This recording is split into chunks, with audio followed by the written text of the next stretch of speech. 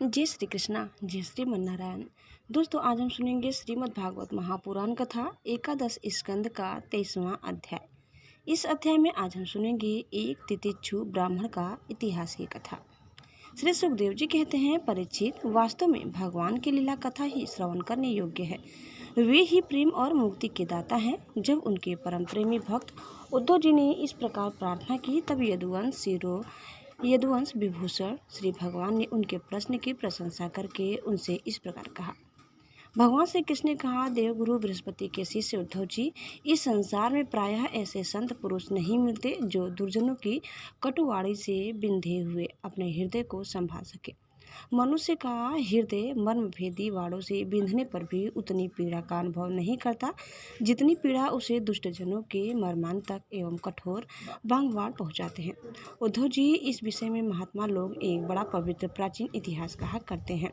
मैं वही कभी सुनूंगा, तुम मन लगाकर उसे सुनो।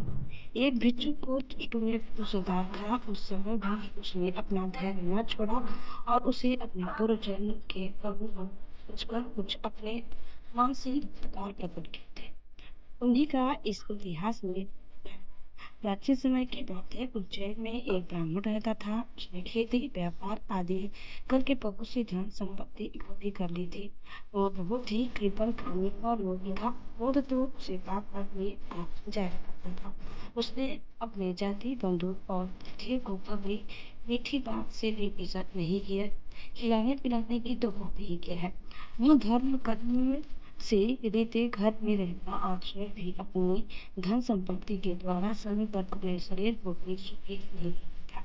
उसकी कृपणता और बुरे स्वभाव के कारण उसके बेटे बेटी, भाई बंधु, शंकर और पत्नी आदि सभी दुखी रहते और मन में उसका अनिष्ट चिंतन किया करते थे।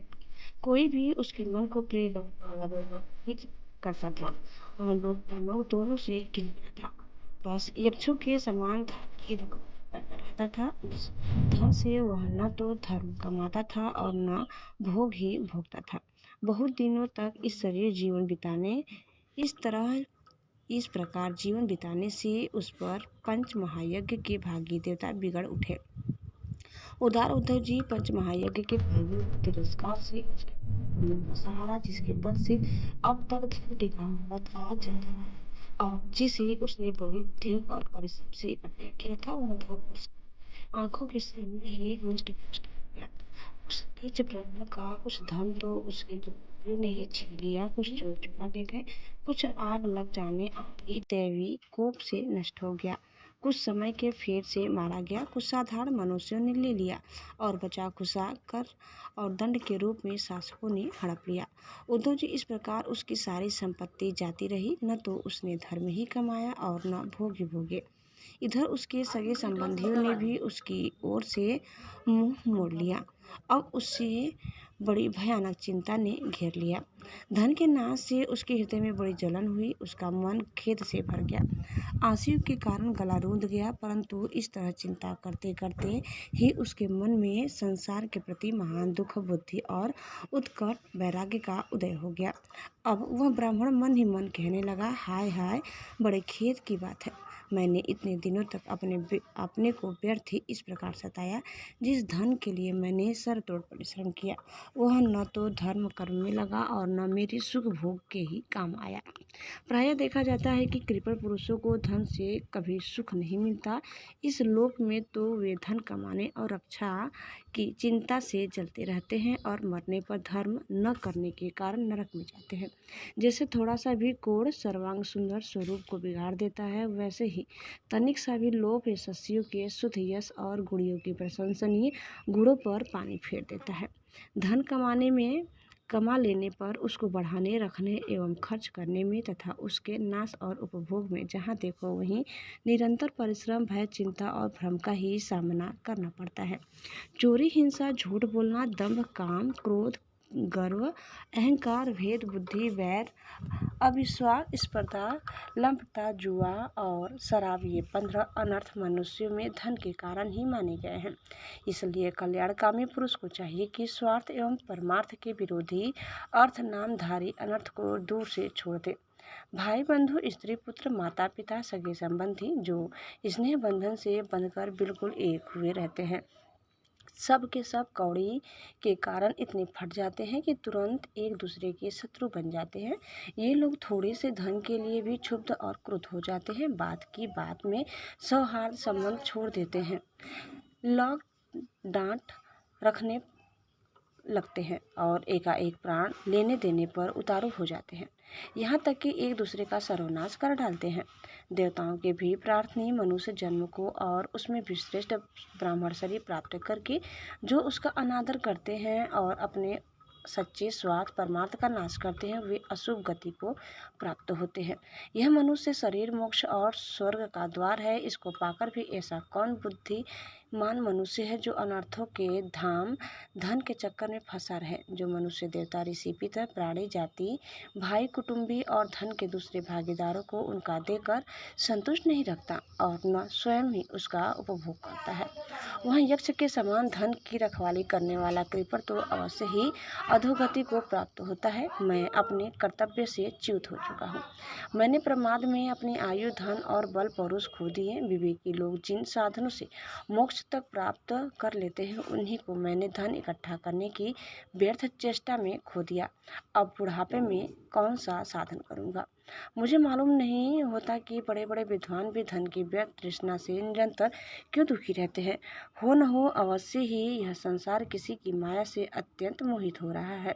यह मनुष्य शरीर काल के विकराल गाल में पड़ा है। इसको धन से धन देने वाले देवताओं और लोगों से, भोग वासनाओं और उनको पूर्ण करने वालों से तथा पुनः पुनः जन्म मृत्यु के चक्कर में डालने वाले सकाम कर्मों से लाभ ही किया है। इसमें संदेह नहीं कि सर्वदेव स्वरूप भगवान मुझ पर प्रसन्न है, तभी तो उन्होंने मुझे इस दशा में पहुंचाया है और मुझे जगत के प्रति यहाँ दुख, बुद्धि और वैराग्य दिया है। वस्तुतः वैराग्य ही इस संसार सागर से पार होने के लिए नौका के समान है। मैं अब ऐसी अवस्था में पहुंच गया हूँ, यदि मेरी आयु शेष हो तो मैं आत्मलाभ में ही संतुष्ट रहकर अपने परमार्थ के संबंध में सावधान हो जाऊंगा और अब जो समय बच रहा है उसमें अपने शरीर को तपस्या के द्वारा सुखा डालूंगा। तीनों लोकों के स्वामी देवगण मेरे इस संकल्प का अनुमोदन करें। अभी निराश होने की कोई बात नहीं है, क्योंकि राजा खटवांग ने तो 2 घड़ी में ही भगवत धाम की प्राप्ति कर ली थी। भगवान श्री कृष्ण कहते हैं, उद्धव जी, उस उज्जैन निवासी ब्राह्मण ने मन ही मन इस प्रकार निश्चय करके मैं और मेरे पन की गांठ खोल दी। इसके बाद वह शांत होकर मौनी सन्यासी हो गया। अब उसके चित्त में किसी भी स्थान, वस्तु या व्यक्ति के प्रति आसक्ति न रही। उसने अपने मन, इंद्रिय और प्राणों को वश में कर लिया। यह पृथ्वी पर स्वच्छंद रूप से विचरने लगा। वह भिक्षा के लिए नगर और गाँव में जाता अवश्य था, परंतु इस प्रकार जाता था कि उसे कोई पहचान न पाता था। उद्धव जी, वह भिक्षुक अवधूत बहुत बूढ़ा हो गया था। दुष्ट उसे देखते ही टूट पड़ते और तरह तरह से उसका तिरस्कार करके उसे तंग करते। कोई उसका दंड छीन लेता तो कोई भिक्षा पात्र ही झटक ले जाता, कोई कमंडलू उठा ले जाता तो कोई आसन, रुद्राक्ष माला और कंधा ही लेकर भाग जाता। कोई तो उसकी लंगोटी और वस्त्र को ही इधर उधर डाल देते। कोई वे वस्तुएं देकर और कोई दिखला कर फिर छीन लेते। जब वह अवधूत मधुकरी मांग कर लाता और बाहर नदी तट पर भोजन करने बैठता तो पापी लोग कभी उसके सिर पर मुद्द देते तो कभी थूक देते। वे लोग उस मौनी अवधूत को तरह तरह से बोलने के लिए विवश करते और जब वह इस पर भी न बोलता तो उसे पीटते। कोई उसे चोर कहकर डांटने पटकने लगता, कोई कहता इसे बांध लो और फिर उसे रस्सी से बांधने लगता। कोई उसका तिरस्कार करके इस प्रकार ताना कसते कि देखो देखो, अब इस कृपण ने धर्म का ढोंग रचा है। धन संपत्ति जाती रही, स्त्री पुत्रों ने घर से निकाल दिया, तब इसने भीख मांगने का रोजगार लिया है। ओह, देखो तो सही, यह मोटा तगड़ा भिखारी धैर्य में बड़े भारी पर्वत के समान है। यह मौन रहकर अपना काम बनाना चाहता है। सचमुच यह बगुले से भी बढ़कर ढोंगी और दृढ़ निश्चयी है। कोई उस अवधूत की हंसी उड़ाता तो कोई उस पर अधो वायु छोड़ता। जैसे लोग तोता, मैना आदि पालतू पक्षियों को बांध लेते या पिंजड़े में बंद कर लेते हैं, वैसे ही उसे भी वे लोग बांध देते और घरों में बंद कर देते, किंतु वह सब चुपचाप सह लेता। उसे कभी ज्वर आदि के कारण दैहिक पीड़ा सहनी पड़ती, कभी गर्मी सर्दी आदि से दैविक कष्ट उठाना पड़ता और कभी दुर्जन लोग अपमान आदि के द्वारा उसे भौतिक पीड़ा पहुंचाते। परंतु भिक्षुक के मन में इससे कोई विकार न होता। वह समझता कि यह सब मेरे पूर्व जन्म के कर्मों का फल है और इसे मुझे अवश्य भोगना पड़ेगा। यद्यपि नीच मनुष्य तरह तरह के तिरस्कार करके उसे उसके धर्म से गिराने की चेष्टा किया करते, फिर भी वह बड़ी दृढ़ता से अपने धर्म में स्थिर रहता और सात्विक धैर्य का आश्रय लेकर कभी कभी ऐसे उद्धार प्रकट किया करता। ब्राह्मण कहता, मेरे सुख अथवा दुख का कारण न ये मनुष्य है, न देवता है, न शरीर है और न ग्रह कर्म एवं काल आदि ही है। श्रुतियाँ और महात्मा जन मन को ही इसका परम कारण बताते हैं और मन ही इस सारे संसार चक्र को चला रहा है। सचमुच यह मन बहुत बलवान है। इसी ने विषयों, उनके कारण गुणों और उनके संबंध रहने वाली वृत्तियों की सृष्टि की है। उन वृत्तियों के अनुसार ही सात्विक, राजस और तामस अनेकों प्रकार के कर्म होते हैं और कर्मों के अनुसार ही जीव की विविध गतियाँ होती है। मन ही समस्त चेष्टाएं करता है। उसके साथ रहने पर भी आत्मा निष्क्रिय ही है। वह ज्ञान शक्ति प्रधान है, मुझ जीव का सनातन सखा है और अपने अलुप्त ज्ञान से सब कुछ देखता रहता है। मन के द्वारा ही उसकी अभिव्यक्ति होती है। जब वह मन को स्वीकार करके उसके द्वारा विषयों का भोक्ता बन बैठता है, तब कर्मों के साथ आसक्ति होने के कारण वह उनसे बंध जाता है। दान, अपने धर्म का पालन, नियम, यम, विद्या अध्ययन, सत्कर्म और ब्रह्मचर्यवादी श्रेष्ठ व्रत, इन सब का अंतिम फल यही है कि मन एकाग्र हो जाए, भगवान में लग जाए। मन का समाहित हो जाना ही परम योग्य है। जिसका मन शांत और समाहित है, उसे दान आदि समस्त कर्मों का फल प्राप्त हो चुका है। अब उनसे कुछ लेना बाकी नहीं है। और जिसका मन चंचल है अथवा आलस्य से अभिभूत हो रहा है, उसको इन दान आदि शुभ कर्मों से अब तक कोई लाभ नहीं हुआ। सभी इंद्रियां मन के वश में है, मन किसी इंद्रिय के वश में नहीं है। यह मन बलवान से भी बलवान अत्यंत भयंकर देव है। जो इसको अपने वश में कर लेता है, वही देव इंद्रियों का विजेता है। सचमुच मन बहुत बड़ा शत्रु है। इसका आक्रमण असहाय है। यह बाहरी शरीर को ही नहीं, हृदय आदि मर्म स्थानों को भी बेधता रहता है। इसे जीतना बहुत ही कठिन है। मनुष्य को चाहिए कि सबसे पहले इसी शत्रु पर विजय प्राप्त करे, परंतु होता यह है कि मूर्ख लोग इसे तो जीतने का प्रयत्न करते नहीं, दूसरे मनुष्यों से झूठ मूठ झगड़ा बखेड़ा करते रहते हैं और इस जगत के लोगों को ही मित्र शत्रु उदासीन बना लेते हैं। साधारणतः मनुष्यों की बुद्धि अंधी हो रही है, तभी तो वे इस मन कल्पित शरीर को मैं और मेरा मान बैठते हैं और फिर इस भ्रम के फंदे में फंस जाते हैं कि यह मैं हूँ और यह दूसरा। इसका परिणाम यह होता है कि वे इस अत्यंत अज्ञान अंधकार में ही भटकते रहते हैं। यदि मान ले कि मनुष्य ही सुख दुख का कारण है, तो भी उनसे आत्मा का क्या संबंध, क्योंकि सुख दुख पहुँचाने वाला भी मिट्टी का शरीर है और भोगने वाला भी। कभी भोजन आदि के समय यदि अपने दांतों से ही अपनी जीभ कट जाए और उससे पीड़ा होने लगे, तो मनुष्य किस पर क्रोध करेगा। यदि ऐसा मान ले कि देवता ही दुख के कारण है, तो भी इस दुख से आत्मा की क्या हानि, क्योंकि यदि दुख के कारण देवता हैं, तो इंद्रिय अभिमानी देवताओं के रूप में उनके भोक्ता भी तो वे ही हैं और देवता सभी शरीरों में एक है। जो देवता एक शरीर में है, वे ही दूसरे में भी है। इसी दशा में यदि अपने ही शरीर के किसी एक अंग से दूसरे अंग को चोट लग जाए, तो भला किस पर क्रोध किया जाएगा। यदि ऐसा माने कि आत्मा ही सुख दुख का कारण है, तो वह तो अपना आप ही है, कोई दूसरा नहीं, क्योंकि आत्मा से भिन्न कुछ और है ही नहीं। यदि दूसरा कुछ प्रतीत होता है, तो वह मिथ्या है। इसलिए न सुख है न दुख, फिर क्रोध कैसा। क्रोध का निमित्त ही क्या। यदि ग्रहों को सुख दुख का निमित्त माने, तो उनसे भी अजन्मा आत्मा ही क्या हानि। उनका प्रभाव भी जन्म मृत्युशील शरीर पर ही होता है।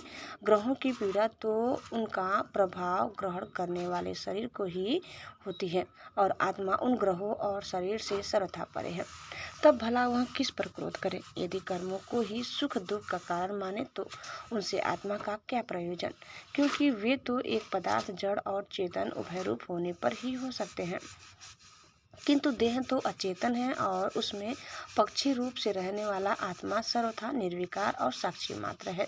इस प्रकार कर्मों का तो कोई आधार ही सिद्ध नहीं होता, फिर क्रोध किस पर करे। यदि ऐसा माने कि काल ही सुख दुख का कारण है तो आत्मा पर उसका क्या प्रभाव, क्योंकि काल तो आत्मस्वरूप ही है। जैसे आग आग को नहीं जला सकती और बर्फ बर्फ को नहीं गला सकता, वैसे ही आत्मस्वरूप काल अपने आत्मा को ही सुख दुख नहीं पहुंचा सकता, फिर किस पर क्रोध किया जाए। आत्मा शीत उष्ण सुख दुख आदि द्वंद्व से सर्वथा अतीत है। आत्मा प्रकृति के स्वरूप धर्म कार्य लेस संबंध और गंध से भी रहित है। उसे कभी किसी के द्वारा किसी भी प्रकार से द्वंद्व का स्पर्श ही नहीं होता। वह तो जन्म मृत्यु के चक्र में भटकने वाले अहंकार को ही होता है। जो इस बात को जान लेता है वह फिर किसी भी भय के निमित्त से भयभीत नहीं होता। बड़े बड़े प्राचीन ऋषि मुनियों ने इस परमात्मा निष्ठा का आश्रय ग्रहण किया है। मैं भी इसी का आश्रय ग्रहण करूंगा और मुक्ति तथा प्रेम के दाता भगवान के चरण कमलों की सेवा के द्वारा ही इस दुरंत अज्ञान सागर को अनायास ही पार कर लूंगा। भगवान श्री कृष्ण कहते हैं, उद्धव जी, उस ब्राह्मण का दान क्या नष्ट हुआ, उसका सारा क्लेश ही दूर हो गया। अब वह संसार से विरक्त हो गया था और संन्यास लेकर पृथ्वी में स्वच्छंद विचर रहा था। यद्यपि दुष्टों ने उसे बहुत सताया, फिर भी वह अपने धर्म में अटल रहा, तनिक भी विचलित न हुआ। उस समय वह मौनी अवधूत मन ही मन इस प्रकार का गीत गाया करता था, उद्धव जी, इस प्रकार इस संसार में मनुष्य को कोई दुख या सुख नहीं देता। यह तो उस चित्त का भ्रम मात्र है। यह सारा संसार और इसके भीतर मित्र उदासीन और शत्रु की भेद अज्ञान कल्पित है। इसलिए प्यारे उद्धव, अपनी वृत्तियों को मुझ में तन्मय कर दो और इस प्रकार अपनी सारी शक्ति लगाकर मन को वश में कर लो और फिर मुझ में ही नित्य युक्त होकर स्थित हो जाओ। बस सारे योग साधन का इतना ही सार संग्रह है। यह भिक्षुक का गीत क्या है? मूर्तिमान ब्रह्मज्ञान निष्ठा ही है। जो पुरुष एकाग्रचित से इसे सुनाता या सुनता और धारण करता है, वह कभी सुख दुख आदि द्वंद्वों के वश में नहीं होता। उनके बीच में भी वह सिंह के समान दहाड़ता रहता है। तो दोस्तों, इस प्रकार कथा यही समाप्त करते हैं। उम्मीद करते हैं कि आपको हमारी आज की कथा जरूर पसंद आई होगी। कैसी लगी कमेंट में ज़रूर बताइए। चैनल में नए हैं तो प्लीज़ लाइक शेयर और सब्सक्राइब करना न भूलें। धन्यवाद। जय श्री कृष्णा, जय श्री नारायण। एक बार प्रेम से बोले श्री बांके बिहारी लाल की जय।